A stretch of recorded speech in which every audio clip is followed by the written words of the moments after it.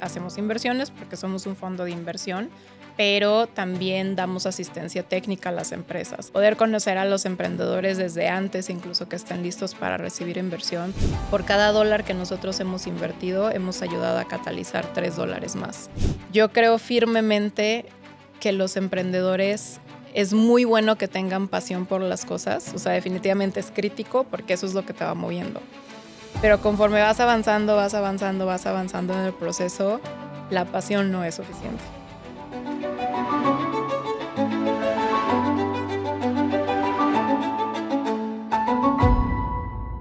Bienvenidos a otro episodio de Voces FGK. Hay personas que logran ver el potencial, el crecimiento y el emprendimiento con una sola mirada y deciden atreverse. El día de ahora estaremos platicando con Abigail Napsuciale, Head of Investment y cofundadora de ATA Capital. Bienvenida a Voces FGK, Abby. Gracias por compartir con nosotros el día de ahora. Muchas gracias, Juan. Ahora sí que un gusto estar acá y poder compartir con todos. Si quieres, para empezar, cuéntanos un poco. ¿Quién es Abigail? Claro que sí. Pues bueno, más allá de temas de inversiones, soy una persona que, en palabras de mi familia y de mis amigos, está obsesionada con los atardeceres. No sé qué tengan los atardeceres, para serte honesta. O sea, yo creo que esos colores me dan demasiada paz o algo, me conecta allí con algo dentro de mi ser. Siempre he sido una persona demasiado curiosa. Vengo de una familia científica, entonces siento que la curiosidad fue la parte principal de todas las conversaciones en la mesa. Además de temas de inversión y bueno, todo este background científico y académico, también soy bailarina. Llevo ya 20 años específicamente en danzas polinesias. Justo ahora, mañana me voy a una competencia de danza nacional en México, entonces a ver qué tal, cómo avanzan las cosas. Y nada, me encantan los perritos también. Bueno, ¿y cómo decidís iniciar en el mundo de las inversiones? Fíjate que fue un camino, que sinceramente cero planeado, ¿no? O sea, si a mí me dijeran en su momento, por ejemplo, cuando entré a la universidad, que no estudié nada que ver con el tema financiero, si en 5 o 10 años me veía ahora sí que administrando un fondo, pues la verdad es que cero hubiera estado en mi cabeza, ¿no? O sea, como te decía, vengo de un mundo que es una familia meramente académica. Mi papá es físico en partículas, mi mamá es ingeniera de software y toda la vida, desde que estoy chiquita, he ido a los congresos, ¿no? O sea, de academia, de físicos, que hablar del universo, las formulitas, lo decimos en mi familia cuando mi papá se ponía ahí a hacer sus análisis en la casa. Y sinceramente yo toda mi vida siempre pensé que me iba a dedicar a la academia. Tuve ahí, digamos, brincos a diferentes áreas, ¿no? Primero quería irme a estudiar justo astrofísica, siempre ha sido de mis grandes amores. Después de eso me enamoré de la química, de la biología, y justo en ese proceso tuve una profesora que la verdad es que fue como uno de mis parteaguas en mi carrera, y justo fue que me empecé a meter a temas de biotecnología, y justo específicamente con un interés en medicina. El interés que tenía en su momento en medicina era porque dentro de mi familia hay una enfermedad hereditaria que es el lupus, que 2 de mis tías sí habían heredado, o sea, lastimosamente ya fallecieron, pero yo en mi cabeza de niña de 15 años dije, yo voy a curar el lupus con biotecnología. A los 15 años que me empiezo a meter a esta parte de querer estudiar biotecnología con un enfoque en medicina, justo por pues un poco esta influencia de tener este antecedente médico en la familia de lupus y que 2 tías pues tenían esa enfermedad, una ya había fallecido, otra estaba como en medio de ese proceso. Yo decía, yo voy a curar el lupus con biotecnología. Después me empecé a meter en temas de nanotecnología y dije, yo voy a curar el lupus con nanotecnología. Y me acuerdo que una profesora me decía, o sea, súper sí, o sea, tú vas a hacer pues lo que tú dices que vas a hacer, si eso es realmente algo que estás buscando, pero me tienes que presentar un proyecto en 2 días. Entonces, aterricemos las cosas y veamos qué se puede hacer ahí en ese proceso. Y bueno, en fin, ahí fue un poco un proceso medio cómico, pero también un poco, híjole, ni siquiera sé si decir la palabra desgastante o un poco hasta cierto punto raro. O cansado. Sí, no, cansado definitivamente, pero también raro porque presento este proyecto que yo quería hacer. Yo dije, bueno, a ver, en 2 días claramente no voy a salvar el mundo, pero dentro de las personas, por ejemplo, que tienen lupus, uno de los padecimientos que sufren a lo largo de ese proceso, que afecta la calidad de vida, es un tema de insuficiencia renal. Y entonces mi tía, por ejemplo, mi tía chiquita, le decíamos, porque literalmente estaba muy chiquita, ella tenía que hacerse hemodiálisis 3 veces a la semana, lunes, miércoles y viernes, todas las mañanas, y así duró años, ¿no? Y entonces, en un proceso de hemodiálisis, pues bueno, básicamente es para filtrarte la sangre, ¿no? Y para hacer ese proceso, pues tienen que pinzar, o sea, punzar las venas, pues cada 3 días, cada 2 días, para hacer ese proceso de filtrado, y entonces, pues es algo que termina obviamente desgastando el cuerpo y las venas empiezan a inflamar mucho. Entonces, yo me acuerdo que yo decía como de, a ver, o sea, ¿por qué hacemos ese proceso extracorpóreo? ¿Por qué no hay una forma de diseñar tal vez un mecanismo que sea para adentro, ¿no? O sea, que no se tenga que estar punzando, o sea, cada vez que se va a hacer una hemodiálisis, en fin. Ahí yo dejé jugar la imaginación y, bueno, presenté un proyecto. El proyecto tomó mucho renombre, ganó primer lugar dentro del club en el que yo estaba, y entonces ahí también fue un poco cuando me empecé pues ahora sí que dirigir hacia esa parte, ¿no? Yo dije, yo me voy a meter de lleno a eso. Ahora, ¿cómo pasé de esa, digamos, experiencia a terminar hacia la parte de inversiones? Me atrevería a decir que gran parte de esa decisión nace de una desilusión. Y es que, bueno, empiezo la carrera, empezamos a trabajar en diferentes cosas. Ahora sí que por artes del destino, dejé la parte del área médica y me empecé a enamorar del tema de plantas. Entonces me especializo en biotecnología de plantas. Voy a este Centro Nacional de Investigación en México, donde también estoy haciendo mi tesis, publicamos un paper. En fin, todo va como de acuerdo al plan, ¿no? Que yo había pensado en mi cabeza en su momento. Pero lo que me estaba haciendo demasiado ruido era que sí, por ejemplo, publicamos un paper, ¿no? Y era un tema de eficiencias para la parte de agricultura, para ciertos cultivos, etcétera, etcétera.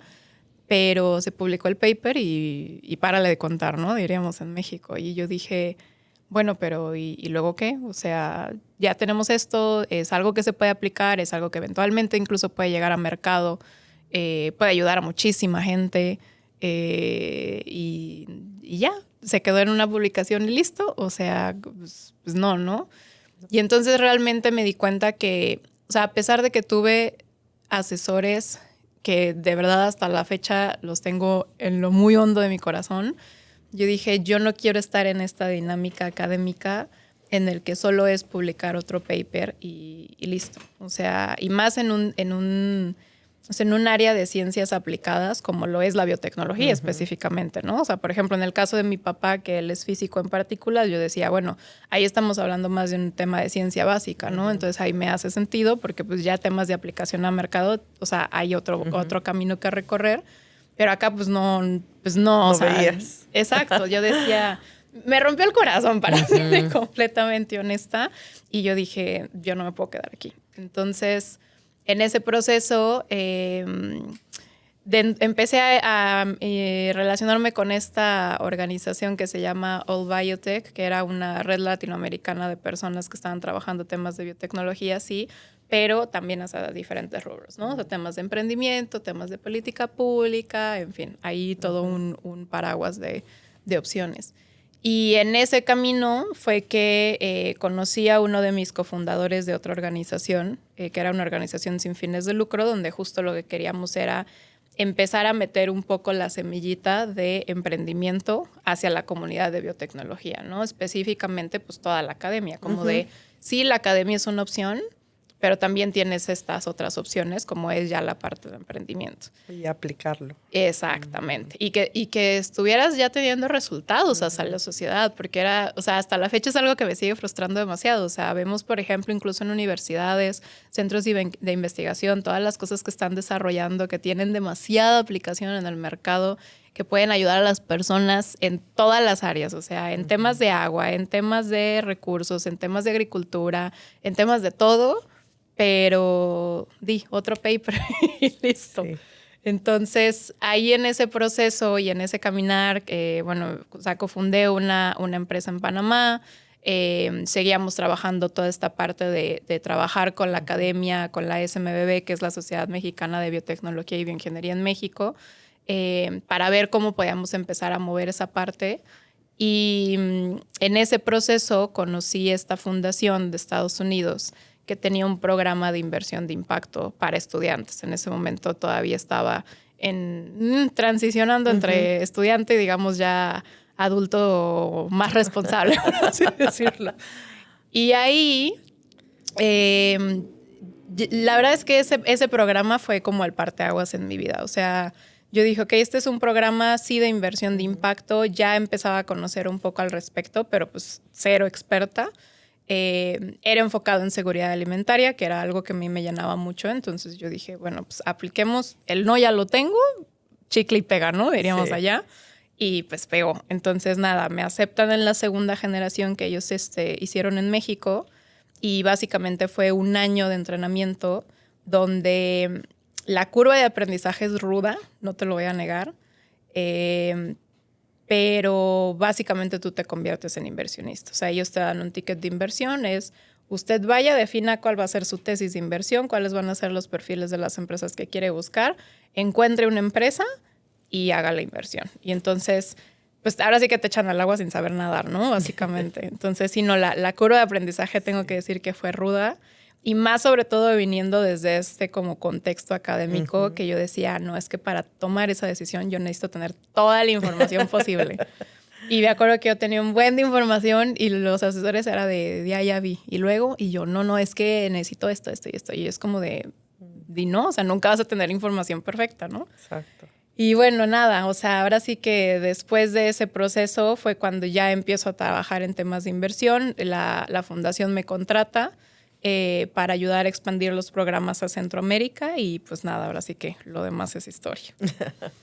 Mira, justo lo que estabas describiendo se parece mucho a un trabajo que hace acá la fundación esta de Perkin, porque ellos buscan hacer como un laboratorio y ellos ya están en una zona pues rural, entonces tienen a los agricultores de la mano y ellos tienen una escuela formativa para agroecología y tienen sus huertos y están amarrando precisamente toda la cadena desde formación en escuelas, luego pasar a la parte formativa de los agricultores y luego también están potenciando el emprendimiento. Entonces es lograr llenar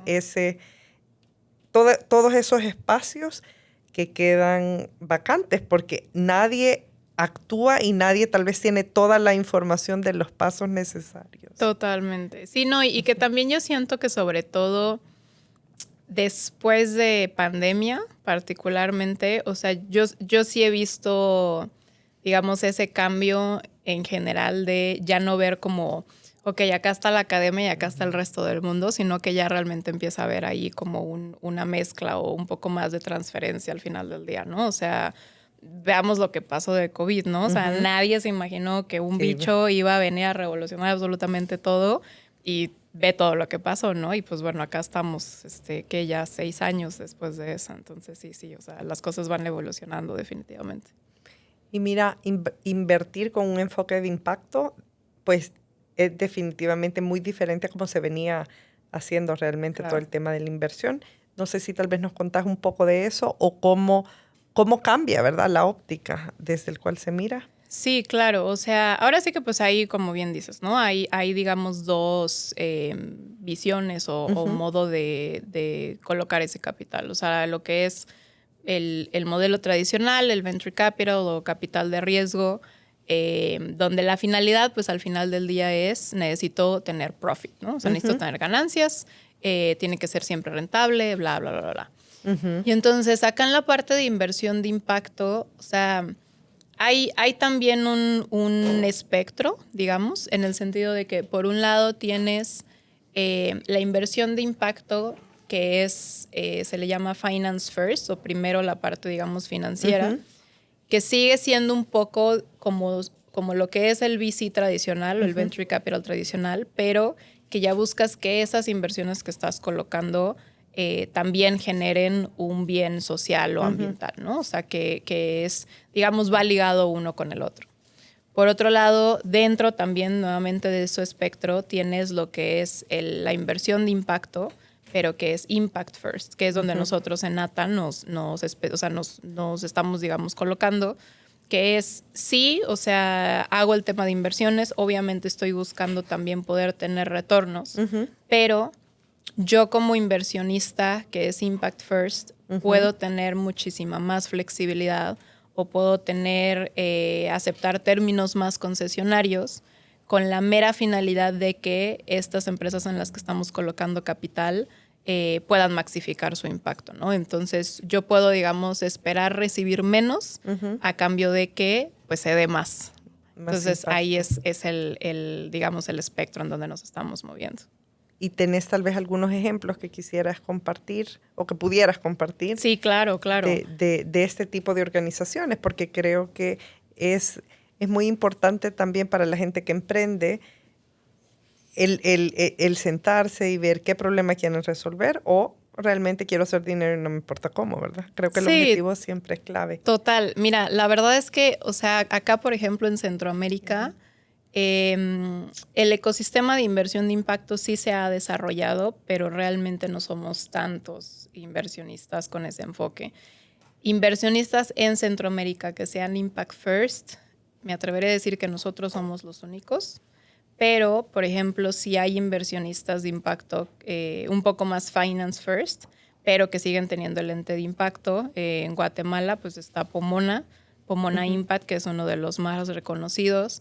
Aquí en El Salvador también está Inogen, Inogen Capital, que ahora están con su tercer fondo colocando en general en toda la región.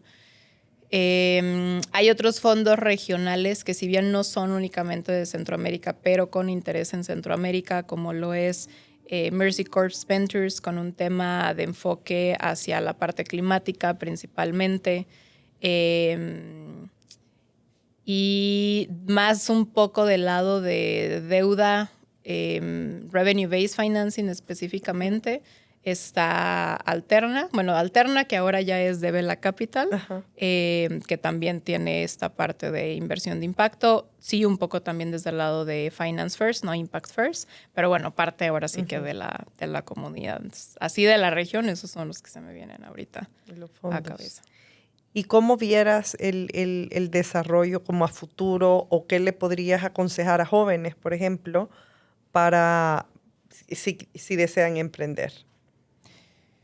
Mira, definitivamente lo primero que les diría es que emprender no es sencillo.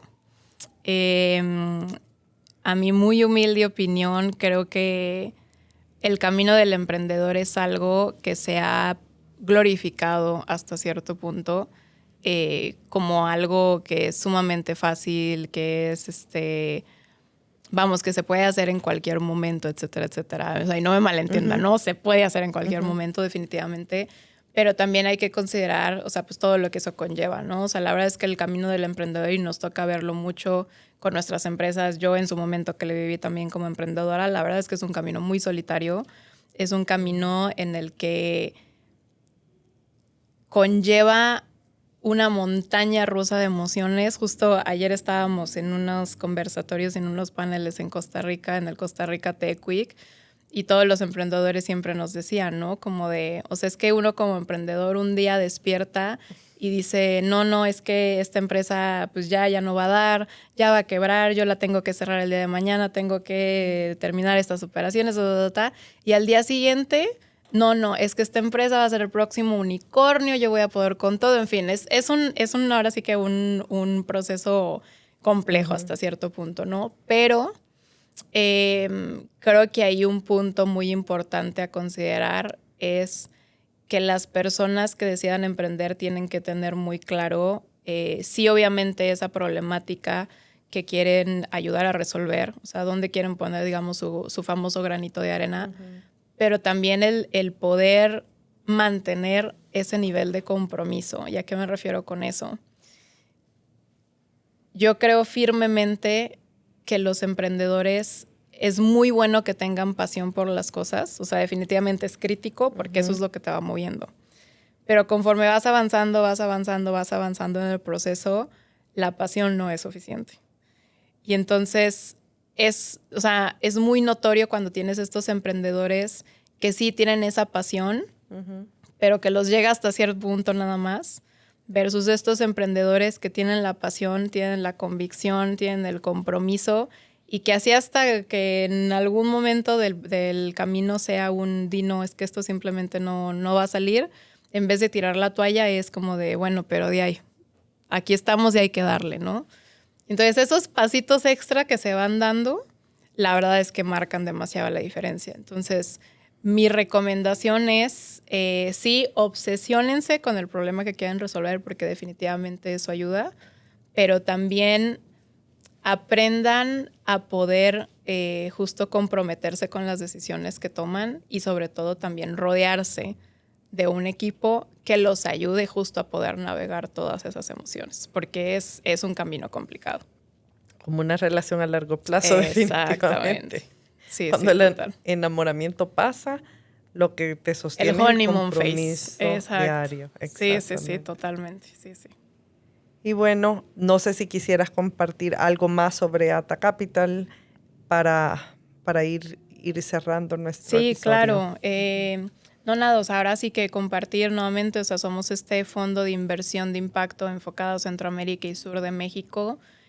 Algo que nosotros siempre nos encanta decir es, sí, obviamente hacemos inversiones porque somos un fondo de inversión, pero también damos asistencia técnica a las empresas. Algo que nos encanta es poder conocer a los emprendedores desde antes, incluso que estén listos para recibir inversión, para acompañarlos en ese proceso, poder ayudarlos un poco en aterrizar qué tipos de capital necesitan, cuáles son los términos que hacen más sentido, cómo es que van a estructurar sus rondas de financiamiento, etcétera, para después incluso poderlos conectar con otras fuentes de financiamiento, ¿no? O sea, algo de lo que estamos muy orgullosos es que a la fecha, por cada $1 que nosotros hemos invertido, hemos ayudado a catalizar $3 más. Y si todo va bien, potencialmente podemos subir eso todavía más basado en las empresas que tenemos ahorita en diligencia. Así que nada, ahora sí que invito a todos los que nos escuchan, si hay alguna empresa que gustaría acercarse para ya sea recibir asistencia técnica, conocer un poco más de los financiamientos que también otorgamos o potencialmente con otros financiamientos que los podamos conectar, pues ahora sí que siempre tenemos las puertas abiertas. Perfecto, de verdad. Muchísimas gracias por compartir la experiencia, por inspirar. Estoy segura que muchos de los que nos escuchan pueden sentir que hay otros caminos, ¿verdad? Y agarrar los consejos, porque creo que nunca está de más que alguien más te comparta lo que ya ha vivido. Así que muchísimas gracias, Abby, por estar No, con gusto. Y ahora sí que feliz de compartir. Gracias.